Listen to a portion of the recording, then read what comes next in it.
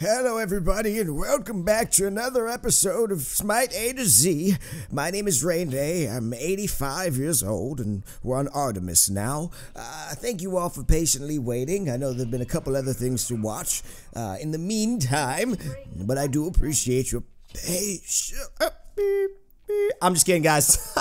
I'm sorry. I know I've taken forever to do this Smite A to Z, which is why I'm going to be less strict with myself about getting the best games ever and more strict about putting videos out more consistently. I will be leaving next week for a wedding, spending some time in LA on vacation, but for now I'm still recording videos and I will try to get as many of these as possible. Of course, A to Z, this is Artemis. She's the Huntress.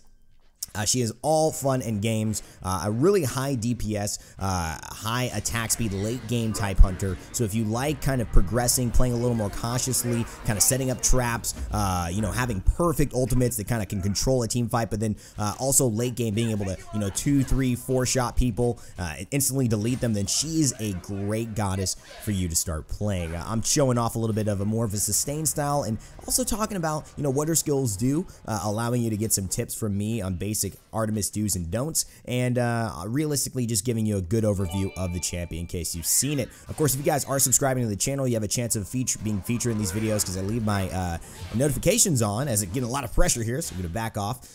So if you want to subscribe, you're thinking about it, please do. You never know when I'm recording, and you might just make it into a video. And I guess donations would go through there too, but you probably want to wait till I'm streaming. So anyways, thank you all so much for watching. Artemis, like I said, extremely fun, very kind of low-key champion, right? To where, not low-key, there's a lot going on for you and trying to pick the perfect target. She sits back and she shoots. She's a left mouse button, kind of plug-and-play champion. So if you like if you like that style, she should be right up your alley. One of the things that is great about Artemis too is she also has a little bit of a flavor of a preemptive type play style because she can set traps. She's a huntress, of course. She can throw out her board, and all of a sudden Tusky's going in, helping to set plays up for her teammates and herself to capitalize off of her DPS. There's a little bit of a combo that I don't do in this game, but I will be able to talk you through so you can maximize that DPS on a single target if you want to burst them down, but also just in control of the team. See if we can finish it off. We can. Leveling my 3 ended up being the correct decision. Gets the kill onto Boogs Bear, and we're going to take them down. Looks like that wasn't the first great impression for them. They're all assassins. Pretty much with a healer Chang'e, but you know what? In Clash, since it goes so fast, it could be very, very valuable. You can't count them out for sure. But so far, we're being aggressive enough, like we should be, to press our advantage in health and initiation. Her passive is actually a very good passive for early game. She noticed me getting some crits. I don't have any crit on me. I've got Death's Toll and level 1 boots. Artemis's passive is actually every hit she does, she gains a stack of critical damage. You see, I have 3 stacks and a second in my bottom left. They'll disappear. When I shoot again, I'll get 2 and then another 3rd stack. This means I can actually get 15% total crit chance without doing anything. So Artemis late game, why she's such a beast is because her number 2 steroid comboed with this extra crit chance means that she's going to be critting a lot and shooting really fast, and her DPS just kind of goes out of this world. I'm going to go into Transcendence for a second item. This is something that largely in the Masters land we've seen a lot of hunters start to do, especially in the finals with Europe. A lot of the hunters are going into a Transcendence type build, working in an actual Fatalis after they've got their starter item, which for maybe an ability powered type hunter like a Medusa or a Hu Yi, where you might say Transcendence and abilities kind of are my thing. Maybe a Neath, that's maybe a perfect example. I'll go a Bluestone, a Boots, a Transcendence, maybe switching up that order, and then into a Fatalis. And so that's what we're going to do today. What it does is the Transcendence lets you get into the mid game without having to build another power item right away. And Fatalis, since it has such good benefits of the extra pin, the attack speed, and then the movement speed debuff removed when you hit your constant auto attacks. And Artemis, she's really good at hitting a lot of auto attacks very quickly. The power from Transcendence carries you over into your next items. Usually like a chin size after that, and then maybe a Titan's Bane. You could go an Executioner and maybe run into some crit. You could even just go straight crit after that. It's up to you, and depending on your playstyle and what you like. Artemis also works well with Devourer's Gloves, so if you felt like you wanted to do that, go more of a lifesteal approach, you can also kind of sub out Transcendence for Devourer's Gloves. Her number 1, as you can see, I'm placing all these traps on the ground. It's called Transgressor's Fate. And what that actually will do is give you 85 damage per tick, but more importantly, it is a trap. So if people stand in it on the enemy team, they will actually just stand there and be forced to be crippled and take a little bit of damage. The total damage is about 255 plus 90% of your physical power, so not the most, not the worst. It's really unlikely a lot of enemies will do this on purpose, but it's very possible that they'll do it on purpose and think that they're safe at a safe distance, when you may set a trap, think that, you know, and hide, and then be able to kind of catch them off guard. We see that we already have a lot of aggressiveness here, so I'm kind of trying to press the advantage going into the left-hand side. This is where Artemis can kind of shine. People aren't expecting. I've got my ultimate as well. What can I do? Place a trap. Mercury avoids it because it takes a little bit of a delay. Go into my ultimate. That's going to stop the Mercury, stop the Chang'e. Now it stops the Susanoo. I actually put my 1 and then my 3 on him, a basic attack, and then finally the Suppress the Insolent actually does enough damage that he doesn't want to pursue me. He dies anyway. So does the Chang'e, and her initiation was completely gone. So see how powerful that ultimate is. It basically will go out, stun the first person in view that kind of is in the direction of that cone that initially starts. And then what it will do is it will allow her to be CC immune as well. The reason why I was able to get out of Susanoo's ultimate like that was because I was CC immune from my ultimate, so I didn't get caught in the middle, and I didn't have to use purification beads. I think I might have done that though. But the truth is, it's really good because then it would go, the Tusky, the boar, which is kind of colloquially called in the community, goes from one target, and then after a moment goes to the next target. The distance between those targets is what matters. So it can kind of go the distance of a battlefield if the targets are close enough to be triggering Tusky's charge to them. And when it charges, it will do damage and it will stun them and allow Artemis to weigh into them with some nice damage. And that's when you use your Vengeful Assault. The number 2 there, what it does is it gives her movement speed. It's a steroid. It gives her, for 5 seconds, 20% movement speed and 80% attack speed. So you're almost doubling your DPS there, and you're getting a 5th added, 20% more of your movement speed. You see I'm setting up some preemptive traps there. One of the things you can do is kind of shut off a corridor. I use the Suppress the Insolent just to kind of damage out the Chang'e, maybe make her consider aggressing onto the Anubis. And now it's time to go into the ultimate. There it is. One more shot will do it. I avoid the Mercury ult. Bacchus comes in. Great jump coming through. He's going to hit me once, but will he hit me twice? Trying to find the kill onto him. Chakra seems to have subscribed during this entire time, so shout outs to him. And look at that, the Bacchus going in deep. Thor coming in a little too late without enough to pay the bill,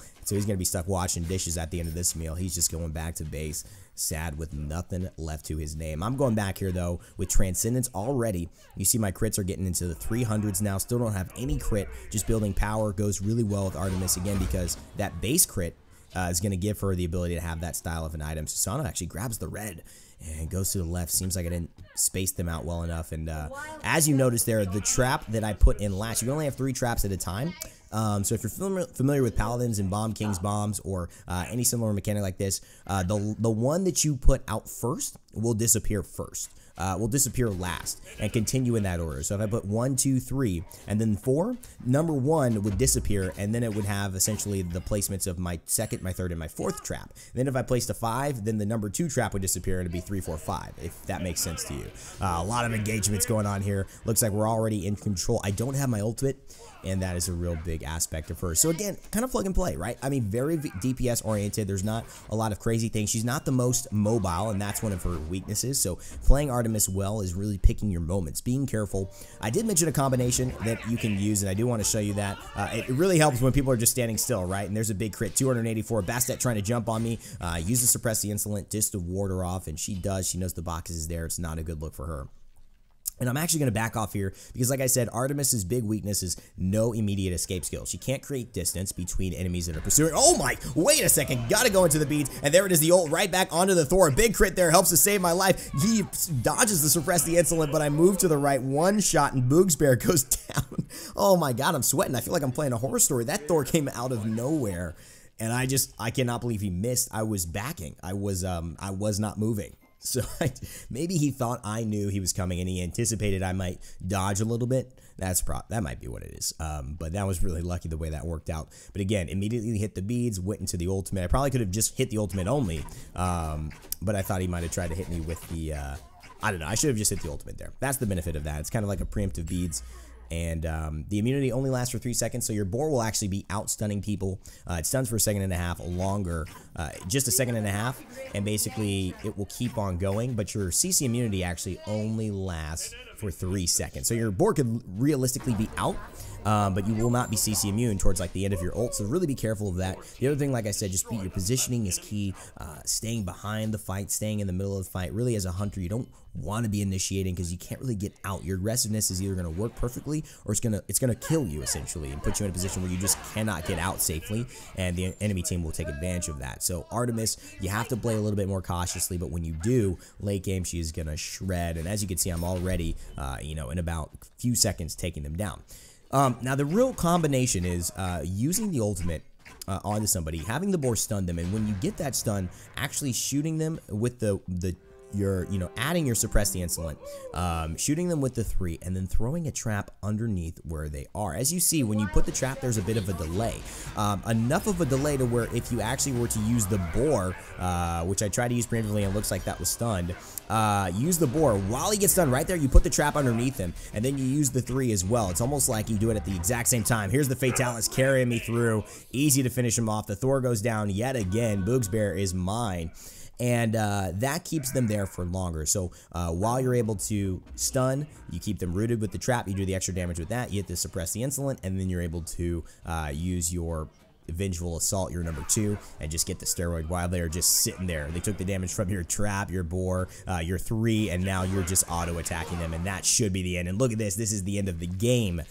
So if you guys are obviously excited about more A to Z, let me know in the comment section below. Leave a like. I apologize for how long it takes. You know, there's totally different styles and rhythms I have to my weeks because I work in high res and we have different things that we do. And of course, I play Paladins quite a lot because that's the game I cast. I have to know that intimately. And Smite, knowing it for me intimately, is something that's natural because I've played it for so long, but also knowing it currently and keeping up with it as best as I do Paladins is a luxury. It's a privilege more so than a responsibility because I am responsible for the Paladin sides of things with balance and all of the esports. So hopefully you guys do bear that in mind, but I'm really excited to just be able to give you, maybe take a little bit of the pressure off of myself and give you guys some more Smite action. And hopefully this was helpful. I feel like even though it was short, you got what you needed to know about Artemis. You got your build, you got your playstyle, you got the skills.